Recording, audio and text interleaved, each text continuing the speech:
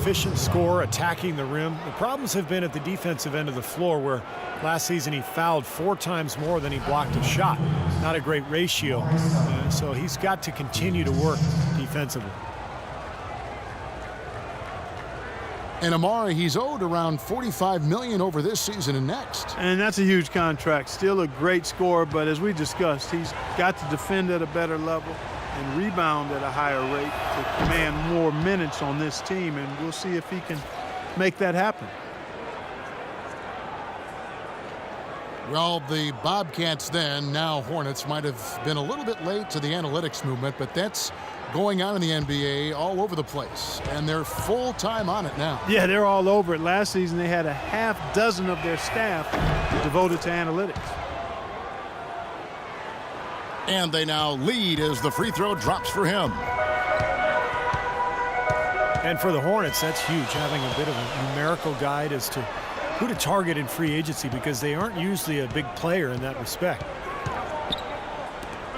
And Walker kicks to Parsons. Here's Jefferson. Second chance shot. The shot misses. Great D that time from Davis. Stoudemire setting the pick for Rondo. And it's Bryant in the corner. And the pass to Stoudemire. Tries from 10. It's rebounded by Boris Diaw. And we know the Hornets definitely aren't as big a player in most free agent markets. That's a pretty clear small market team. They're usually at the bottom of the league in payroll. But they are making the most of what they spend now with their analysis, so trying to level the playing field a little bit. A leaner. And Jefferson with a nice bucket inside. Jefferson's got his second bucket. Boy, he's looked great so far. Offensively, looks like he's brought his A game. Dishes it to Kobe. Back to Rondo. And off the front iron, and in it goes. And the Lakers lead by 1.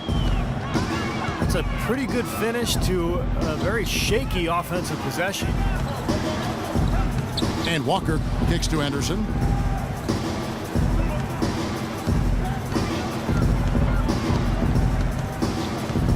Passes it to Jefferson. Puts it up. Charlotte needs to get a shot up. Nobody near Parsons. Sinks the three-pointer. Parsons got 5 points so far. So timeout called here, the first for Los Angeles.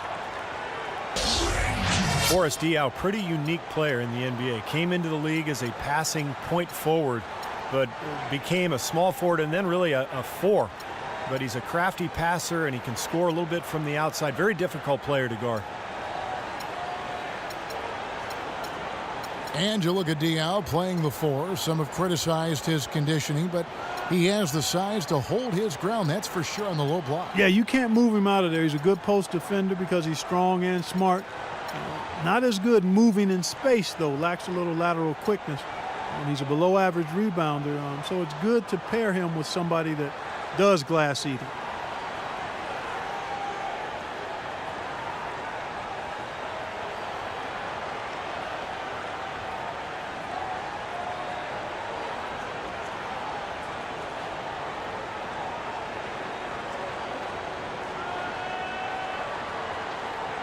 Kid Gilchrist is checked in for Boris Diaw.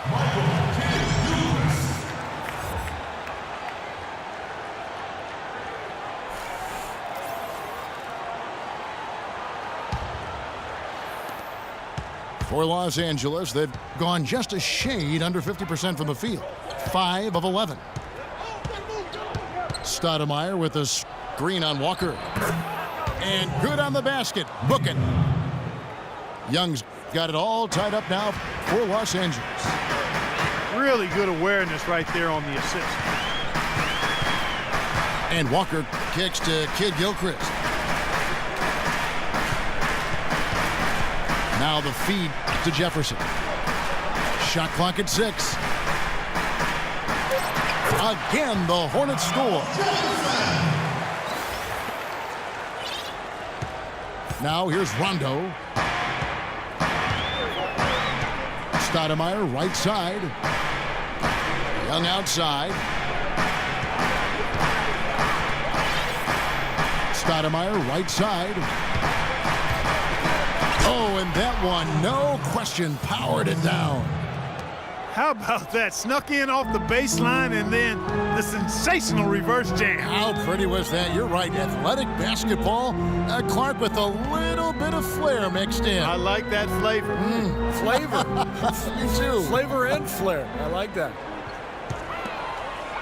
Henderson kicks to Jefferson. Off the pick. No good. So Los Angeles will take it the other way.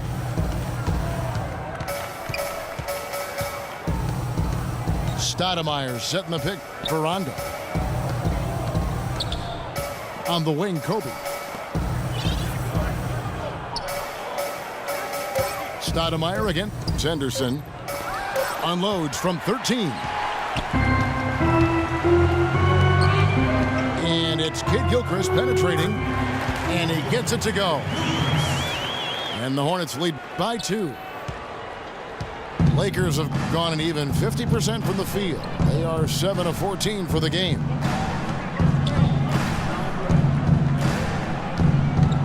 Rondo dishes to Kobe. Outside for Rondo. Davis with a screen on Walker. 5 to shoot. And the jam by Stoudemire. Surreal alley-oop that time, partner. Pass, Clark, the catch, the dunk, all of it perfect. Precision at its finest. Yeah, and it all had to be perfect and in precision. That's not nearly as easy as they made it look. So Charlotte calls timeout. They're first. The Lakers had problems all over the place last season, but one reason they struggled on the road was due to the fact that they just always seemed to run out of gas during games. They had to expend so much energy that they often couldn't finish games well.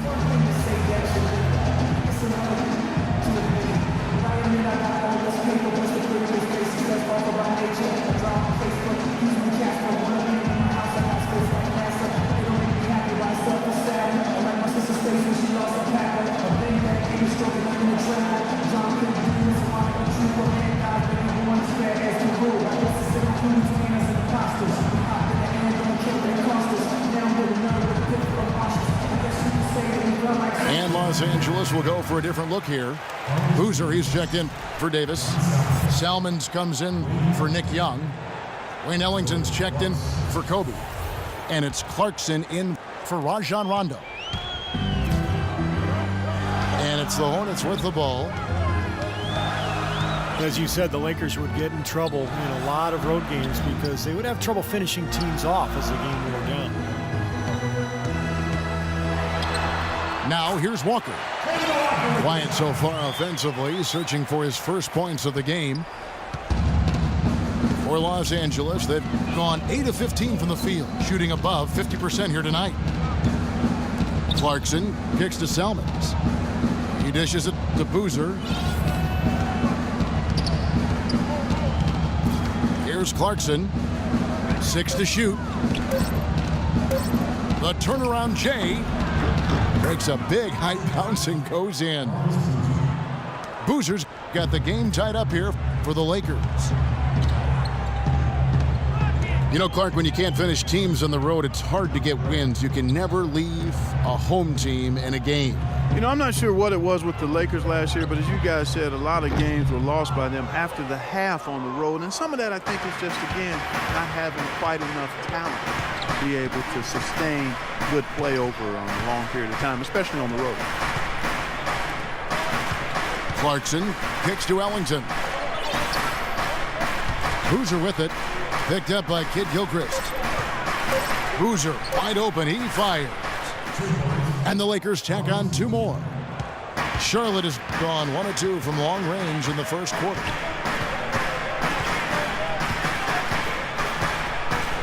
.44 seconds left to play in the first. Back to Walker. Parsons on the wing. Just 5 on the clock. Here's Jefferson. Stoudemire grabs the miss. Stoudemire's got 3 rebounds now in this one. Great offensive performance they're putting on. You see the benefit of knocking down baskets consecutively because it leads to the confidence growing and growing, doesn't it, Steve? It sure does, and now it's to the point where they just feel unstoppable. Now, here's Selmans. No scoring yet from him, but that's likely to change.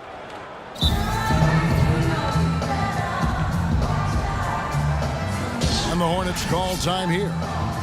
Yeah, he's trying to take the wind out of their sails here. I mean, they're on the wrong end of a bad run. They got to sort things out. I think things were very close to spiraling out of control if he didn't burn one there.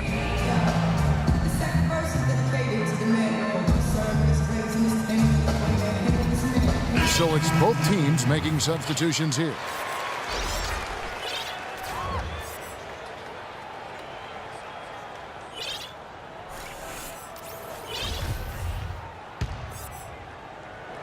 Here's Mills. The dish to Fournier.